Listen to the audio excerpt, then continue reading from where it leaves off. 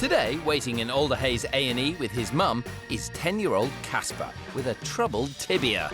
I broke my leg about a year ago, but recently it's just got really sore. This morning it got worse and I ended up here. Looks like that leg's in limbo. How did it happen? 1 year ago, it was a beautiful sunny day. Beautiful. Birds were tweeting. Tweet, tweet. Flowers were Dancing. Yes, OK. And Casper was playing in the garden with his friend Magna. Ooh, what were they playing? They were running around blasting foam darts. Pow, pow, pow! Sounds like fun. It was, until Casper tripped over a tree root and broke his leg. Ouch! Oh. A year later, and that leg is still causing problems. And now it's started spraying out yellow stuff and now white chunks of gravelly stuff. That's no laughing matter, Casper. Best get that grim limb in to see Dr. Ashok Lal Ramavak. So we need to examine the wounds and see how it is. It looks horrendous. That's right, Mum. Gross alert coming up. When Casper first broke his leg, he had an operation. And doctors discovered he had a tumour which they removed. Can you wiggle your toes for me? To strengthen his leg bone, they inserted a metal plate. What, like this? Yup, that's the one. And Casper was also given a bone graft. A bone graft is a surgical procedure when bones need repairing or rebuilding. A very special material, a bit like moulding clay, is put into the bone. It holds the bone in place like scaffolding and encourages new bone cells to grow. Sometimes, like in Casper's case, the material can leak. It's nothing to be overly concerned about, but there could be an infection. So the doctor orders bloods to be taken. 1, 2, 3, go. And x-rays. Okay, brilliant, that's great, we're all finished. If there is an infection, Casper may have to have surgery to sort it out. We're going to keep him in tonight to see how things fold up tomorrow morning. For now, Casper's got other things on his mind. Dinner and sleep. My thoughts exactly. Not yet, Xand. Find out later if he does need surgery.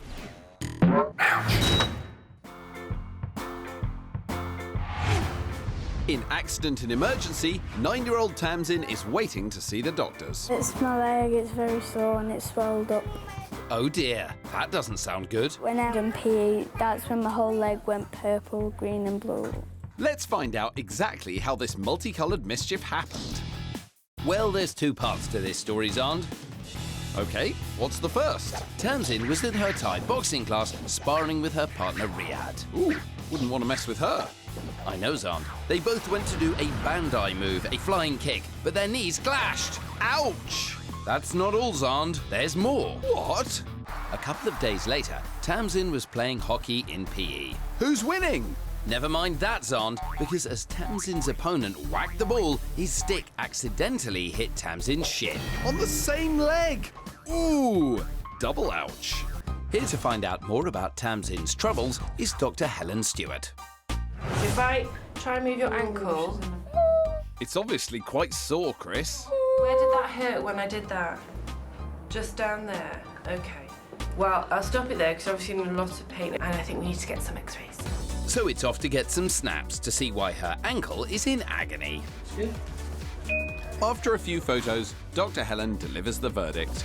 So I can't see any breaks on the bones, but because of the pain that you're in, we're going to treat you the same as we would if you'd broken something. Which means hot on the leg. Hot is another name for a plaster cast, and I don't think it's what Tamsin was hoping for. No sports for a little while. Oh my I know. No Thai boxing and no... The cast will make her more comfortable. It'll help the pain and help her to heal. Tamsin's having a back slab, which supports the back of her leg and allows for swelling. I feel so weird. I think we've got a hot star on our hands here, Xand. Hospitals are good, hospitals are bad, and they put me in a pot and I'll be good to go. Tamsin's got talent. She'll need to come back for a checkup on that painful pin. Find out later how she gets on. Back in Accident and Emergency, Joanna is waiting for news of her x-ray. Let's find out how she's getting on. Earlier, 15-year-old Joanna was rushed to hospital in an air ambulance. Joanna was walking across the road when all of a sudden a moped came along and knocked her over. Joanna was in a lot of pain and was sent down to x-ray to see if she'd broken any bones. Dr. Shirley Mulvaney takes a look. So this is the x-ray of what we call the femur, which is the big bone of the leg. So as you can see, it's nice and smooth. There's no breaks in the bone. So this is the pelvis. Seeing that all the lines are nice and smooth. The last x-ray we did was a chest x-ray. And we have a very good look at the ribs because her chest was so sore. And you can see they're all nice and smooth. There's no cracks in any of them. You can also see her spine here. And if you look at the bones, they all look okay. And everything's absolutely fine. Well, that's great news for Joanna. With all serious injuries ruled out, Dr. Shirley works through every part of Joanna's body to make sure there are no outstanding injuries. Fantastic. So you got the all clear from everything else. Okay, everything looks fine. You're still going to be a bit sore in this leg. So it's what we call a contusion, and that means that the muscle is bruised. So we'll give you some Calpol and some Nurofen. Okay, and then if you're okay in a couple of hours, we'll send you home. Okay. So, nearly home time. How are you feeling, Joanna? I feel a bit tired because they give me some paracetamol to not feel the pain. Well, with plenty of rest, we hope you'll be back to 100% soon. Bye!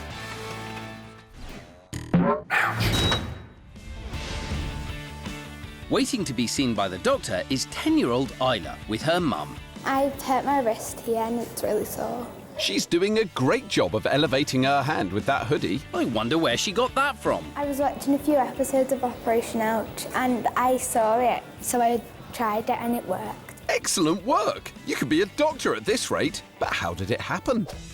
Isla was on holiday with her family in Sherwood Forest. Ooh, home of Robin Hood! That's right, Xand. I can picture it now. Robin Hood, riding through the glen. Actually, Xand, Isla was playing hide and seek. Robin Hood, with his band of men. No, Xand, she was with her friends, and there were no horses. She was at a leisure centre in the forest, when all of a sudden, she jumped onto a stool and fell off. Oh. And look, she's landed on her wrist. Ouch! It's straight down to X-ray for Isla to get some pics of that jarred joint. Okay, Isla, all finished. With the X-rays out of the way, here to look at her hurt hand is Dr. Daniel Murray. Let's have a look. Let's roll that sleeve right up, okay? Dr. Daniel checks to see where Isla is most sore. Did you win at hide and seek? No. No. Well, that adds insult to injury. Make a fist for me, tight as you can. It really hurts down there. Hurts down there. Okay, and straighten it out. Is that hurting a wee bit? Very good. Okay, and understand you've been round for an X-ray? Yeah. Well, we'll get your X-ray and I'll pop back and have a chat with you and Mum, okay? Okay. All right? So what's the diagnosis, Doc? Just round about here is where she was tender, and that looks completely normal, okay?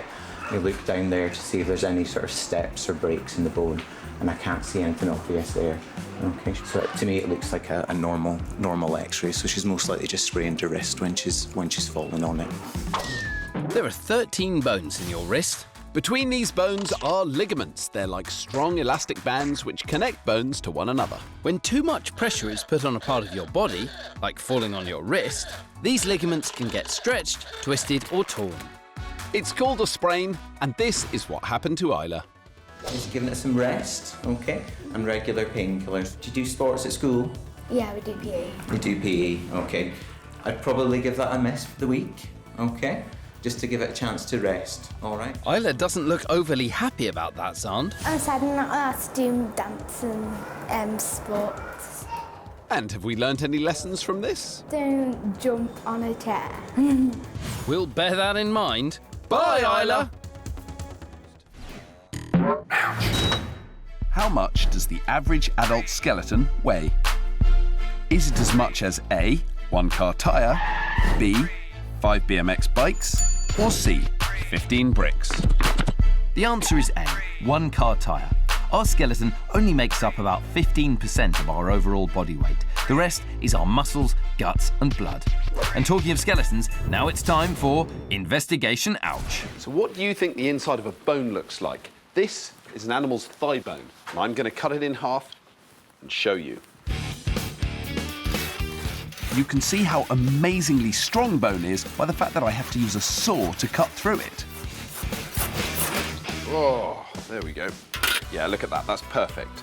So it looks like rock, but actually, your bones are as alive as any other part of your body. Inside the bone is a web of fibres, and that's what gives bones their amazing strength. These spongy fibres can absorb lots of pressure, meaning our skeleton is one of the toughest parts of our body. So bones are incredible, but they're also incredibly complex. And in here, engineers are growing them. Meet engineering expert Dr. Michelle Oyen. She's so interested in the structure of bones that she's built these robots made out of Lego so they can make artificial bones in a lab. So Michelle, why are bones so amazing? Bone itself has really fantastic physical properties, especially for something of its weight or density. It's really stiff, it's really strong, and it's really tough, resistant to breaking. So Michelle, what are you doing here? We're dipping a screw into 4 different beakers. 2 of them just have water, and the other 2 have some protein from your body, and also some calcium in one jar, and in the other jar we have some chemicals called phosphate. So the little piece of metal there is being dipped in these liquids, but you're getting a solid bone out of it. Yeah, it's forming, it's growing itself as we dip, so we go over and over and over again, and the layer gets thicker and thicker and thicker. So why are you doing this? For surgeries, you could take a screw, which are used in surgeries when you have broken bones to hold your bones together, but the biological cells in your body don't really like the metal. And so if you put a bone coating on the screw, then those cells would basically not see the metal. But Michelle is an engineer and thinks she can take her homegrown bones and make something much more spectacular. We're interested in building things, and so we think it's got a lot of applications for maybe making skyscrapers. That's amazing. You're actually taking the kind of inspiration from the human skeleton to do something completely different with it. Absolutely, and it makes sense because we've evolved over millions of years, and this is the structural material that holds us up, so it absolutely makes perfect sense that we might be able to make new things where it's holding them up. In fact, remember the web-like pattern of fibres we saw inside the bone earlier? Well, it's this same pattern which was the inspiration behind the structure of a very famous landmark, the Eiffel Tower in Paris. Isn't it amazing to think that one day we could actually be living in buildings made out of bone? But these are small beginnings, and after 24 hours, this is the result of the robot's work in the lab. So it really looks like a real bone, doesn't it? Yep, because it's made of the same stuff. This tiny bone is the final product, and it's almost exactly the same as the bones in your body, but there's one crucial difference. It's not alive, it's inanimate. The bones in your body have living cells in them that allow them to grow and mend if you break them. Yeah, man. Ouch. Medical teams always expect the unexpected. Let's see how they deal with this patient. This is 9-year-old Ellie, and she's in hospital with a painful wrist. I was wearing high heels like that big. Go on. They're my sisters, I love them, they're purple and they're gorgeous. Yeah, got it. They sound fabulous. I had one and my other mate had one, and me and my mate was running and I was trying to chase after my mate and then we fell. Hang on, who had what on? Let's get this story straight. Ellie was at home with her friend, trying on clothes. Is that a sandwich? Yes. Then Ellie spotted her favourite dress-up item, her sister's purple high-heeled shoes. Fabulous. So she put one on. Hang on, her mates put the other one on. Yeah, don't ask. And then they ran down the street. Don't ask. When all of a sudden, watch out! Ellie tripped and fell onto her hand. Ouch. This is how I ended up in the hospital. All because of the high heels. But they were fabulous. And purple. Anyway, let's meet Dr. Mark Ansell. He's the man to sort that wrist out. So, what's happened? I was in my sister's high heels. I was running down the street and I fell. Mind if I have a look at you? Yeah. Oof. So, where's it hurt? Yeah, like round here. Dr. Mark will need to examine Ellie's hand and wrist thoroughly to find out just what the problem might be. I'd say the problem's running in high heels. You mean heel? She only had one on. That's the sore right here, where I'm touching my finger. The rest is kind of okay. And a little bit here. Yeah. Okay. The one thing I'm a little bit concerned about is there's a little bone called the scaphoid, and she's a bit tender on that. I'm just going to look at the x-rays and see if there's anything that we need to fix. Is that okay? The human hand is made of 27 bones. Your fingers alone contain 14 bones called the phalanges. And then there are 5 metacarpals stretching through your palm, and 8 carpal bones in your wrist, and this is right where Ellie is feeling the pain. The bone that I was a little bit curious about is this one here. It's called the scaphoid. There doesn't appear to be anything there. And there's no gross deformity, so that there's not a particularly obvious break. It's good news for Ellie. Okay, so I've had a look at the x-rays, and I can't find any obvious break of the bone or anything like that. In some circumstances, there can be a little break that you can't see in the first 24 hours, but at the moment, I think that's unlikely, but we're gonna go on the side of caution. So, to help Ellie's hand heal, she's getting a scaphoid splint to wear. You wouldn't happen to have that in purple, would you? It's just a support to hold the thumb in a nice position. I'm just glad that they give me this, so this might make it better. Splinted up, Ellie can head home. In some nice, sensible... Our next patient's day was turned upside down by a bizarre accident. Better. Let's go meet her. We're at Liverpool's Accident and Emergency, where 12-year-old Carmen has a jaw that's giving her jip. What's the problem, Carmen? I dislocated my jaw while eating. Oh yeah, it is looking a bit wonky. How did you do that? It was lunchtime at school, and Carmen was with her friends in the canteen. Gosh, there's a long queue, Chris. I know, Xand, but don't worry, it's moving quickly. For you? But what was she getting for lunch? A triple-decker BLT? Nope. A jumbo pineapple? No, Xand, a bread roll. With a burger in it? No, Xand, just a big, white, crusty bread roll. Oh. And when Carmen bit into it, she dislocated her jaw. Ouch! Are you sure there was nothing in that bread roll? It had butter on it. I don't think we can blame the butter. Best get Dr. Shroot Messerhell to have a look. Can you open your mouth at all? Not really. No? Oh dear. That's about as much as you can do. Yeah. I'm just going to have a little look in. And it's clear that her jaw is dislocated, it's out of place. And what I need to do is relocate her jaw. I need to put it back into place. Inside your head are 22 bones which make up the skull. And 2 of them are in your jaw. There's the mandible, which is the largest and strongest bone in your face. And the maxilla. They're linked together by a hinge which allows you to open and close your mouth. And Carmen's hinge has become unhinged. Dr. Shroot needs to get to grips with that sore jaw. I'm going to have to get on top of her almost and push really hard down and back. This may look uncomfortable, but Carmen's had painkillers, so it won't hurt. Good girl, good girl. Really? Try not to bite me. Yeah, Carmen, she's not a bread roll. Well done. Does that work, Doc? Good girl. Bite. How's that? Better? Yeah. Okay.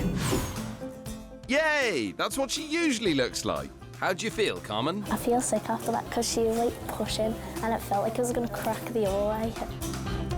And a quick x-ray shows that Carmen's jaw is a-okay. What we're going to do now is we're going to let you go home. So no big burgers or bread rolls or anything like that. Nothing hard, nothing that you need to really, use your jaw for. What are you going to eat now, Carmen? I don't know. Bread rolls are like the only nice thing. Hasn't that bread roll taught you anything? Bye! Who? Chris, where is it? I really need it, Chris. I've left it a little too late this time. It's on the shelf where it always is. Great, okay. Found it. Oh. Oh.